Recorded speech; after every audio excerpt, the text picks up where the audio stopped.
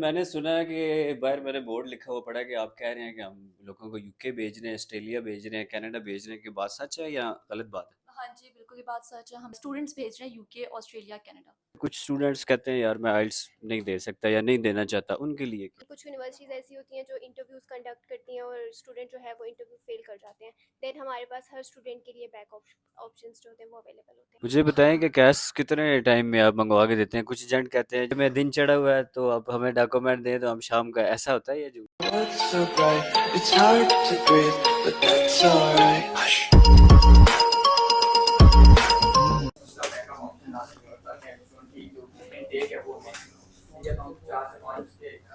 अस्सलाम वालेकुम। मैंने सुना है कि एक बार मैंने बोर्ड लिखा हुआ पढ़ा कि आप कह रहे हैं कि हम लोगों को यूके भेज रहे हैं, ऑस्ट्रेलिया भेज रहे हैं, कनाडा भेज रहे हैं, कि बात सच है या गलत बात है? हाँ जी, बिल्कुल ये बात सच है। हम लोग स्टूडेंट्स भेज रहे हैं यूके, ऑस्ट्रेलिया, कनाडा।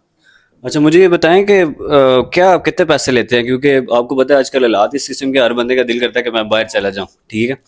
तो कितने पैसे लेते हैं आप? हमारी कंसल्टेंसी फ्री है, हम स्टूडेंट से कोई भी चार्जेस नहीं लेते। ये तो बड़ी हैरानगी की बात है कि आप पैसे नहीं चार्ज कर रहे। लोग इसको ये भी समझते हैं कि ये झूठ है, एजेंट फेक है, तो क्या ये फेक है? नहीं, बिल्कुल भी ऐसा नहीं है। हम लोग यूके की जो यूनिवर्सिटीज़ हैं उनके ऑफिशियल रिप्रेजेंटेटिव हैं। आप लोग उनकी वेबसाइट पे जाके हमें वहाँ पे सर्च भी कर सकते हैं, आपको हमारा कॉन्टैक्ट वहाँ से। अच्छा, ये बाहर काफी सारे आपने मैंने देखे आते हुए कि बंदे बैठाए हुए हैं, ये किस काम के लिए? अच्छा, ये हमारी सारी टीम्स हैं, कुछ असेसमेंट करती हैं, कुछ एप्लीकेशंस करती हैं। कैस का प्रोसेस हो रहा था, वीज़ा एप्लीकेशन, तो उस सब के लिए सेपरेट टीम्स हैं। चले आए आपसी टीम से मिलते हैं, देखते हैं कितनी प्रोफेशनल है, क्या वैसे ही बैठाए हुए हैं आपने या कुछ काम भी कर रहे हैं? सबसे पहले मुझे बताएं कि कितने लोगों की टीम है आपकी है? हमारे पास मोर देन 40 जो वर्कर्स हैं वो यहाँ पे हैं। उसके अलावा हमारे पास रिमोट वर्कर भी हैं जो ऑनलाइन सारी वर्किंग कर रहे हैं, वो भी 30 to 35 लोग वो भी हैं। अच्छा, ये जो सारे लोग हैं ये वीजा प्रोसेसिंग के हैं या ऐसा तो नहीं है कि कुछ आपके डॉक्यूमेंट्स कलेक्ट करते हैं? कौन सा आपका बंदा किस चीज़ का जो है वो प्रोफेशनल है? अच्छा, हमारे पास ये है कि हर स्टूडेंट को एडमिशन ऑफिसर असाइन होते हैं, ठीक है। लेकिन हमारे पास वीज़ा एप्लीकेशन करने के लिए सेपरेट लोग हैं, कैश के लिए सेपरेट, और जो यूनिवर्सिटी की एप्लीकेशन उनके लिए सेपरेट। मैं आपको सबसे पहले मिलवा देती हूँ हेवित से, जो हमारी असेसमेंट और एडवाइस करके स्टूडेंट को फर्स्ट स्टेप पे देते हैं। तो ये हेवित है, ये असेसमेंट एंड एडवाइस करते हैं। फर्स्ट स्टेप जो हमारा होता है वो असेसमेंट एंड एडवाइस होता है आफ्टर कलेक्शन ऑफ डॉक्यूमेंट्स। तो ये आपको बताएंगे कि किस तरह से जो एडवाइस करते हैं स्टूडेंट्स को। सबसे पहले जो है ना, हमारे पास डॉक्यूमेंट्स हम स्टूडेंट से लेते हैं, यानी एकेडमिक डॉक्यूमेंट्स, उनके पासपोर्ट, लैंग्वेज टेस्ट, वो हमारे पास आते हैं। तो वो हम देखते हैं उनकी जीपीए, उनकी लास्ट डिग्री, उसके अकॉर्डिंगली फिर हम उन्हें एडवाइस करते हैं कि यानी कौन सी यूनिवर्सिटी में वो एलिजिबल है, किस कोर्स के लिए वो जा सकता है। तो वो हम एडवाइस, और इन केस अगर वो एलिजिबल ना हो तो हम एडवाइस में एक नोट लिख देते हैं कि यानी आप एलिजिबल नहीं है यूके के लिए। और अगर एलिजिबल हो तो हम यूनिवर्सिटीज़ देते हैं, रेलिवेंट कोर्सेज है, रेलिवेंट कोर्सेज फिर वो हम स्टूडेंट के साथ शेयर करते हैं। वो जब हम शेयर करते हैं तो फिर स्टूडेंट खुद ही यानी सेलेक्ट कर देते हैं कि इस यूनिवर्सिटी में मेरे एप्लीकेशन कर दें। 3 to 4 यूनिवर्सिटीज़ में हम एप्लीकेशन करते हैं। मुझे ये बताएं डॉक्यूमेंट्स स्टूडेंट कौन से आपको भेजे? एकेडमिक डॉक्यूमेंट्स यानी उनकी मैट्रिक, एफएससी और लास्ट जो बैचलर की डिग्री है या 2+2 डिग्री है, बीए, एमए की, वो हमें सेंड करें। उसके साथ पासपोर्ट, रेफरेंस लेटर्स, ये सब कुछ, और लैंग्वेज टेस्ट अगर ऑक्सफोर्ड, पीटी या आइलेट्स उन्होंने जो भी किया हो तो वो हमें शेयर कर सकते हैं। मुझे बताएं कि कुछ स्टूडेंट्स कहते हैं यार मैं आइल्स नहीं दे सकता या नहीं देना चाहता, उनके लिए क्या? जी जी, उनके लिए फिर हम यानी पीटी है, ऑक्सफोर्ड है, वो दे सकते हैं, लैंग्वेज सर्ट दे सकते हैं। ये 3 to 4 ऑप्शन है जो एज कम्पेयर टू आइलेट्स है वो ईजी है। मैं बात सुन रहा हूँ कि आप कह रहे हैं कि आइल्स के बगैर भी बंदा बाहर जा सकता है।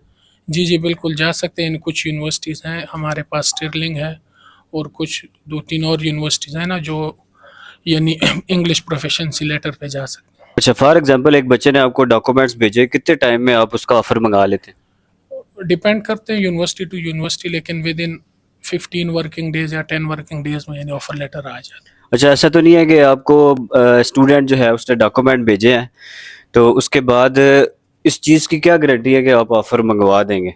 ये उसको किसी और एजेंट या कंसल्टेंट से रब्ता करने की ज़रूरत है या नहीं? नहीं, एक्चुअली हमारी जो कंपनी है SU के है, हम डायरेक्ट एजेंट्स हैं यूनिवर्सिटीज़ के, यानी कोई मिडल मैन हम में नहीं है। तो यूनिवर्सिटीज़ के साथ हम डायरेक्ट हैं और काफ़ी टाइम से हमारी कंपनी काम कर रही है, तो ऐसी कोई वो नहीं है। यानी ये कंफर्म है कि उनका वो मैं एक दफ़ा आप दोबारा रिपीट करता हूँ कि कोई एक किसी स्टूडेंट को आपको डॉक्यूमेंट्स भेजने के बाद किसी और एजेंट के पास जाने की ज़रूरत है या नहीं, ये ना हो कि आप उसका 6 महीने साल ज़ाया कर दें। नहीं नहीं, इंशाल्लाह विद इन 10 डेज उनके लिए उनका ऑफ़र लेटर भी आ जाएगा, और फर्दर हम 3 to 4 ऑप्शन उन्हें और भी देते हैं। हम इन केस अगर एक यूनिवर्सिटी से उनका ऑफ़र नहीं आता तो बैकअप में हम 3 to 4 यूनिवर्सिटीज़ रखते हैं कि वहाँ पे फिर वो जा सकते हैं। अच्छा, अगर कोई स्टूडेंट एलिजिबल नहीं है तो आप स्टार्ट में ही उसको कह देते हैं कि आपका हम काम नहीं कर सकते। बिल्कुल स्टार्ट में ही जैसे उनके डॉक्यूमेंट्स आते हैं हम चेक करते हैं, अगर वो ना हो तो एडवाइस में ही हम नोट दे देते हैं कि आप यूके की यूनिवर्सिटीज़ में एलिजिबल नहीं है, तो उसी टाइम वो क्लोज हो जाता है। अच्छा मैडम, ऑफर लेटर आ गया, इसके बाद नेक्स्ट स्टेप क्या होता है? ऑफर लेटर आ गया बच्चे का, वो क्या करे, किससे रब्ता करे, कौन सा आपका टीम मेंबर है जो अगले स्टेप्स को लेके चलता है? ये फर्स्ट स्टेप था जिसमें असेसमेंट और एडवाइस होती है और यूनिवर्सिटीज चूज करते हैं स्टूडेंट। सेकंड स्टेप होता है एप्लीकेशन का। वो स्टूडेंट जब हमें कंफर्म कर देता है अपनी यूनिवर्सिटीज, तो हम उसकी एप्लीकेशंस करते हैं। तो जो सेकंड स्टेप एप्लीकेशंस का, वो मैम मिनाहिल की टीम है, जैसे हैवत की टीम है वो असेसमेंट एंड एडवाइस करती है, अब ये मैम मिनाहिल की टीम है जो एप्लीकेशंस करती है। तो ये आपको थोड़ा सा बताएंगे कि किस तरह से और क्या चीज़ें हमें चाहिए थी मैम मिनाहिल। अच्छा मैम मिनाहिल, अब ऑफर लेटर एक बच्चे का आ गया, अब नेक्स्ट स्टेप क्या है, क्या करे वो बच्चा, वेट करे? फर्स्ट ऑफ ऑल तो ये है कि हमारे पास मोर देन 100 यूनिवर्सिटीज़ हैं हमारे पैनल पे, जो इन पे हम एप्लीकेशंस वगैरह करते हैं। कुछ यूनिवर्सिटीज़ जो हैं वो डायरेक्ट हमारे पैनल पे हैं, और कुछ जो है इनडायरेक्टली, यानी हम टीम 2 के थ्रू उनकी एप्लीकेशंस करते हैं। हर यूनिवर्सिटी के जो हैं डिफरेंट पोर्टल्स हैं जिनके थ्रू एप्लीकेशंस होती हैं। हम स्टूडेंट को काफ़ी सारे ऑप्शंस दे देते हैं, 8 to 9 ऑप्शंस दे देते हैं यूनिवर्सिटीज़ के कि इन यूनिवर्सिटी में आप एलिजिबल हैं और इनमें आपकी एप्लीकेशंस हो जाती हैं। जब स्टूडेंट जो है वो हमें कंफर्म कर देते हैं कि आप इन यूनिवर्सिटीज़ में ये हमारी प्रेफरेंसेस हैं, इनमें आप हमारी एप्लीकेशन कर दें, तो देन फिर हम उनकी डिफरेंट बैकअप ऑप्शंस भी रखते हैं स्टूडेंट्स के लाइक 2, 3, 4 जिस भी यूनिवर्सिटीज़ में वो एलिजिबल होते हैं हम उनकी एप्लीकेशंस कर देते हैं।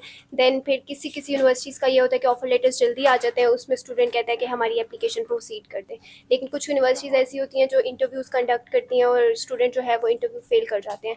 देन हमारे पास हर स्टूडेंट के लिए बैक ऑप्शंस जो होते हैं वो अवेलेबल होते हैं। फिर हम अच्छा, इंटरव्यू की प्रिपरेशन वगैरह भी कराते हैं या कुछ भी नहीं? जी बिल्कुल, हम लोगों के पास प्रॉपर जो है गाइडेंस होती है स्टूडेंट के लिए, हमारी प्रॉपर क्लासेस होती हैं ऑन डेली बेसिस, जिसमें हम स्टूडेंट को प्रॉपर बताते हैं कि ये क्वेश्चंस जो है वो इंटरव्यू में उनसे कंडक्ट किए जाएंगे।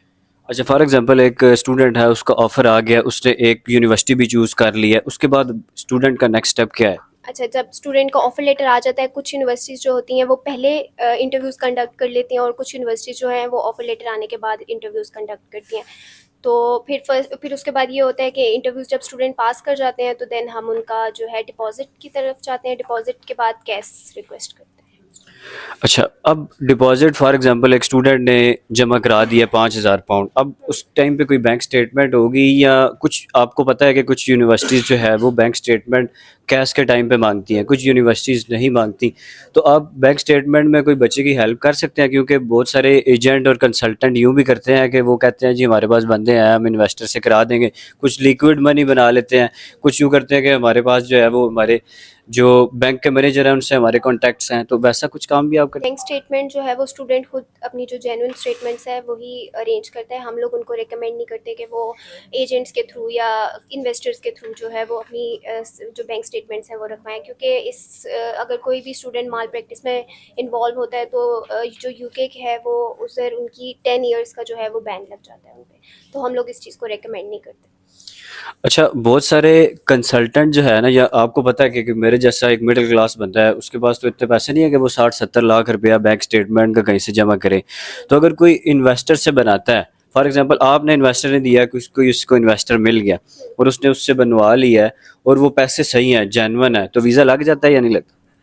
हाँ बिल्कुल, ये डिपेंड करता है स्टूडेंट पे। अगर वो यानी कि जेन्युइन स्टेटमेंट बनवा लेता है तो ऑब्वियसली यूजुअली जेन्युइन स्टेटमेंट है उसकी, कोई उसमें धोखे फ्रॉड वाली स्टेटमेंट नहीं है, लेकिन जेन्युइन स्टूडेंट है, जेन्युइन उसकी स्टेटमेंट है, कोई उसमें लिक्विड मनी नहीं है, कोई उसने मैनेजर से बात नहीं की, सब कुछ जेन्युइन है, तो फिर तो वीज़ा लगेगा ना?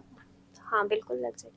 ठीक मैडम, इन्होंने बताया कि स्टूडेंट्स बहुत सारे जब इनिशियल डिपॉजिट कराते हैं या उससे पहले ही इंटरव्यू जो है वो आप उसकी कॉल आती है, यानी बहुत सारी यूनिवर्सिटीज़ इंटरव्यू के बगैर जो है वो एडमिशन नहीं करती, और आजकल तो मैंने ये नोट किया कि अब बहुत सारी यूनिवर्सिटीज़ छोड़ के एम्बेसी भी इंटरव्यू लेना शुरू हो गई है, क्योंकि एम्बेसी को पता लगा कि पाकिस्तानी अवाम टूट के पड़ गई है यूके पे, तो उन्होंने कहा कि यार गिने चुने बच्चे जो है वो लेके आए, ये नहीं कि जो है ना जो 40 साल उसकी उम्र है और बेगम उसने नई नई शादी की है, तो उसने कहा ये BA MA इसने पढ़ा हुआ था, चलो इधर दाखिला कराओ। इस तरह की भी आवाम जो है, और मैंने तो इवन ऐसे भी बंदे देखे हैं जो सऊदी अरब में कोई 40-50 साल की उम्र में काम कर रहे थे, तो उन्होंने इधर एक शादी की है और उधर एक उन्होंने उनको दाखिला कराया है, उसके बाद वो 4 बच्चे 5 डिपेंडेंट के साथ वहाँ पे पहुँच गए हैं।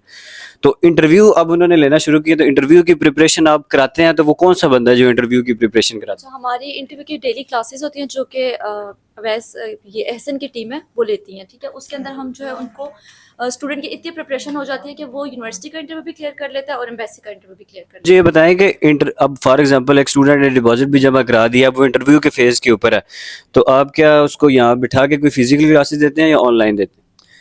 फिजिकली क्लासेस तो नहीं होते, हम लोग जूम पे क्लासेस देते हैं जो कि डेली बेसिस पे होते हैं। स्टूडेंट को हम लोग नोट्स भी प्रोवाइड करते हैं और हमारा एक जॉट फॉर्म होता है, ठीक है। जॉट फॉर्म एक ऐसा फॉर्म है जिसमें ऑलमोस्ट 26 क्वेश्चन होते हैं, 30 कर लें आप, ठीक है। उसमें सारे आपका इंट्रोडक्शंस भी होता है, आपके रीजंस भी होते हैं कि आप यूके क्यों स्टडी करना चाह रहे हैं, अदर कंट्रीज़ में क्यों नहीं जाना चाह रहे, आप इस यूनिवर्सिटी में क्यों जाना चाह रहे हैं, किसी और यूनिवर्सिटी में क्यों नहीं जाना चाह रहे। तो उसमें सारे हम आपको नोट्स भी प्रोवाइड करते हैं, आपके मॉक इंटरव्यूज़ भी लेते हैं। मॉक इंटरव्यूज़ में आपके 4 to 5 मॉक इंटरव्यूज़ होते हैं, ठीक है। हम आपकी प्रिपरेशन करवाते हैं सारी।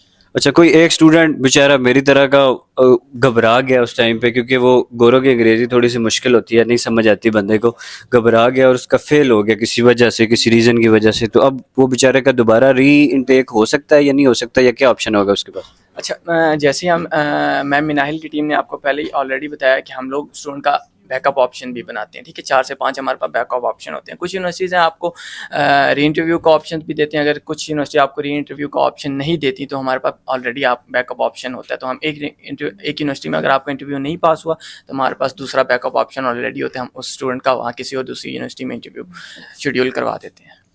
अच्छा, अब इंटरव्यू पास हो गया, विजिट भी करा दी, उसकी बैंक स्टेटमेंट भी कंप्लीट हो गया 28 डेज की, अब नेक्स्ट स्टेप क्या है स्टूडेंट का?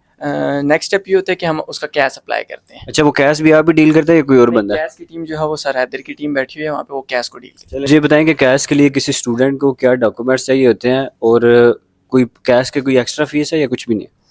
नहीं, कैश के लिए डॉक्यूमेंट्स चाहिए होते हैं। कोई वो यूनिवर्सिटी से यूनिवर्सिटी वेरी करता है कि कुछ यूनिवर्सिटी कैश के टाइम पे टीबी टेस्ट भी मांगती हैं, उसके अलावा बैंक स्टेटमेंट मांगती हैं। कुछ यूनिवर्सिटी जस्ट लाइक हडर्सफील्ड, कील और लिंकन वगैरह ये बैंक स्टेटमेंट भी नहीं मांगती। और उसके अलावा कैश की ऐसा कोई फीस वगैरह नहीं है। और जैसे कि आपने स्टार्ट में पूछा था कि कैश क्या चीज़ है, कैश नाम से ज़्यादा इसका एब्रीविएशन है कि acceptance of confirmation of acceptance of studies. मुझे बताएं कि कैश कितने टाइम में आप मंगवा के देते हैं? कुछ एजेंट कहते हैं जी जब तक यूके में दिन चढ़ा हुआ है तो आप हमें डॉक्यूमेंट दें तो हम शाम का, ऐसा होता है या झूठ है? नहीं, ये डिपेंड करता है यूनिवर्सिटी ओवरऑल जो है उसका टाइम फ्रेम है वो कम से कम 3 वीक्स होती है, 15 डेज में लगती है मिनिमम।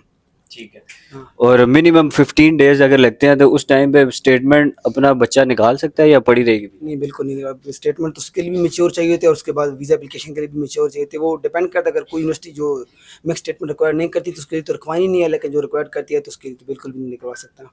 तो मुझे ये बताएं कि इसके बाद कैश आ गया, अब नेक्स्ट स्टेप क्या है? वीज़ा फाइल करना है, तो वो आप करते हैं कोई और बंदा करता है? नहीं, जब इसके बाद जब कैश आ जाता है, कैश के बाद फिर उसके हमारा अच्छा, वैसे अब मुझे ये बताइएगा कि अब एक बच्चे का कैश आ गया है, अब वो उसका नेक्स्ट स्टेप क्या है? वीज़ा फाइल करना है, क्या डॉक्यूमेंट्स चाहिए होंगे उससे? कैश के बाद जो है नेक्स्ट हमारा वीज़ा एप्लीकेशन होती है। वीज़ा एप्लीकेशन के लिए हमें एप्लीकेंट के जो है रिक्वायर्ड होते हैं, उसकी मेल रिक्वायर्ड होती है। अगर कोई उसका वीज़ा हिस्ट्री है वो हमें शो कराता है कि कोई इसका वीज़ा रिफ्यूज़ल या कोई हिस्ट्री है वो हमें देता है। सेकेंडली स्टूडेंट का पासपोर्ट, उसका CNIC, उसके फादर एंड मदर की CNIC चाहिए होते हैं। एंड ये डॉक्यूमेंट्स होते हैं मेन जो स्टूडेंट्स की वीज़ा एप्लीकेशन में हम यूज़ करते हैं। मुझे बताएं कि कैश, अब फॉर एग्जांपल स्टूडेंट ने वीज़ा फाइल कर दिया है तो अब वो स्टेटमेंट निकाल ले? नहीं, वीज़ा एप्लीकेशन करने के बाद भी एम्बेसी जो है स्टूडेंट के जो बैंक अकाउंट है या बैंक में कॉल करके वो ये रिक्वायर कर सकती है कि स्टूडेंट के अकाउंट में उतनी अमाउंट पड़ी है जितनी उसने शो कराई है। तो टिल वीज़ा तक हम स्टूडेंट को यही गाइड करते हैं कि आपने जब तक आपका वीज़ा ना लगे आपने बैंक स्टेटमेंट जो है उसको छेड़ना नहीं है। तो बैंक स्टेटमेंट को हम बिल्कुल भी गाइड नहीं करते स्टूडेंट को वो छेड़ें जब तक उनका वीज़ा ना आ जाए। तो मुझे ये बताएं कि कितने टाइम में आजकल वीज़े लग रहे हैं? वीज़ा जो है, वीज़ा 2 सर्विसेज होती हैं, डिपेंड करते हैं स्टूडेंट पे। एक प्रायोरिटी सर्विस होती है और एक नॉर्मल सर्विस होती है। प्रायोरिटी पे विद इन 7 वर्किंग डेज आपका वीज़ा आ जाता है। उसके कुछ चार्जेस होते हैं जो कि £500 हैं। एंड सेकंड जो है आपकी नॉर्मल जो होती है उसमें आपको 15 वर्किंग डेज में वीज़ा आता है। तो डिपेंड करता है स्टूडेंट पे, अगर उसकी क्लासेज या ऐसी डेट्स जो हैं वो क्लैश कर रही हैं कि नज़दीक आ रहे हैं तो वो प्रायोरिटी सर्विस भी अवेल कर सकता है। बट नॉर्मल में आपको 15 वर्किंग डेज लग जाते हैं वीज़ा आने में। फॉर एग्जांपल एक बच्चा है, उसकी 15 वर्किंग डेज भी हो गए हैं, वीज़ा नहीं आया, या उसके साथ डिपेंडेंट्स थे, उनका वीज़ा नहीं आया, या किसी भी कोई भी रीज़न हो सकती है, तो अब वो क्या करेगा? उसके लिए ये है कि अगर वीज़ा नहीं आ रहा तो हम इसके लिए पेड इंक्वायरी करते हैं। पेड इंक्वायरी से हमें ये स्टेटस पता चल जाता है कि हमारा वीज़ा एप्लीकेशन में इशू क्या आ रहा है या हमारा स्टेटस क्या आ रहा है। मे भी कुछ चीज़ें होती हैं, डॉक्यूमेंटेशन कुछ from the side of embassy होती हैं जो उनको रिक्वायर्ड होती हैं, इसलिए वो डिले आ रहा होता है, या कुछ और रीज़न होते हैं कि वो उनको इंटरव्यू रिक्वायर्ड होता है from the behalf of student. तो हम पेड इंक्वायरी करने से हमारा वो स्टेटस क्लियर होता है। मोस्ट केसेस में जो है हमारा वैसे तो वीज़ा 15 वर्किंग डेज में आ जाता है, बट कुछ केसेस में अगर नहीं आता तो हम पेड इंक्वायरी करके उस चीज़ को हम नेगोशिएट कर लेते हैं। मुझे ये बताएं कि अब वीज़ा आ गया बच्चे का, तो कोई प्यार मोहब्बत आप उसके साथ करते हैं या उसको वैसे ही जाने देते हैं?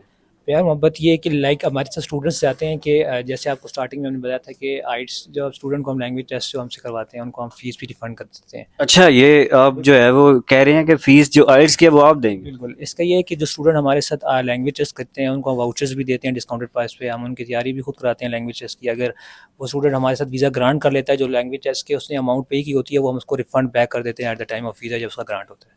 अच्छा, वीज़ा ग्रांट हो गया, बच्चा वहाँ पे पहुँच गया, तो वहाँ पे भी कोई मदद कर सकते हैं या वो आप नहीं कर सकते? नहीं, वो फॉर एग्जांपल अगर उसको अकोमोडेशन में कुछ इश्यूज़ आ रहे हैं या कुछ इन्वॉल्वमेंट में इश्यूज़ आ रहे हैं तो हम उसको साइड बाय साइड हम स्टूडेंट को छोड़ते नहीं, हम उसको गाइड करते रहते हैं जब भी उसको ज़रूरत पड़ती है अकोमोडेशन में। और मज़ीद अगर गाइडेंस चाहिए हो तो मेरे चैनल का लिंक भी आप शेयर कर देते कि यहाँ से बिल्कुल, आपको लिंक का शेयर भी मिल जाएगा जिससे आपको मज़ीद डिटेल्स मिल सकती हैं। अकोमोडेशन के पर्सपेक्टिव से या स्टूडेंट या यूनिवर्सिटीज़ के पर्सपेक्टिव से कुछ भी इशू हो तो आप पूछ सकते हैं। ऐसे ही। अच्छा मैडम, प्रोसेस तो मुझे सारा समझ आ गया है। अब मुझे ये बताएं, मैं एक स्टूडेंट हूँ, मैंने आपकी वीडियो भी सारी देखी है, रेगुलर वीडियोस देखता हूँ, अब मैं आपसे रब्ता कैसे करूँ? कोई फिजिकल ऑफिस विजिट करने की ज़रूरत है या वैसे ही कोई रब्ता नंबर है आपका? फिजिकल ऑफिस भी आप विजिट कर सकते हैं इस्लामाबाद में, और सेकेंडली अगर आप लोग कांटेक्ट करना चाह रहे हैं तो वो इस वीडियो के लिंक में आपको एक व्हाट्सएप नंबर मिलेगा, वहाँ पे आप लोग अपनी सीवीज शेयर कर सकते हैं। आज की वीडियो में इतना ही। मजीद मुझे लगता है कि लोगों के लिए ये वीडियो बड़ी इन्फॉर्मेटिव बनी होगी, और किसी ने अगर जो है वो हेल्प लेनी है मेरी या ऐसे यूके की या मेरी टीम की, तो वो नीचे जो है वो डिस्क्रिप्शन में लिंक है, आप उसके ऊपर अपनी सीवी भेजें, तो होपफुली विद इन डेज आपको जो है वो रिस्पांस भी आएगा और आपसे जल्दी कॉन्टैक्ट किया जाएगा और आपका एडमिशन फ्री ऑफ प्रोसेस जो है वो किया जाएगा। बहुत शुक्रिया, अल्लाह हाफ़िज़।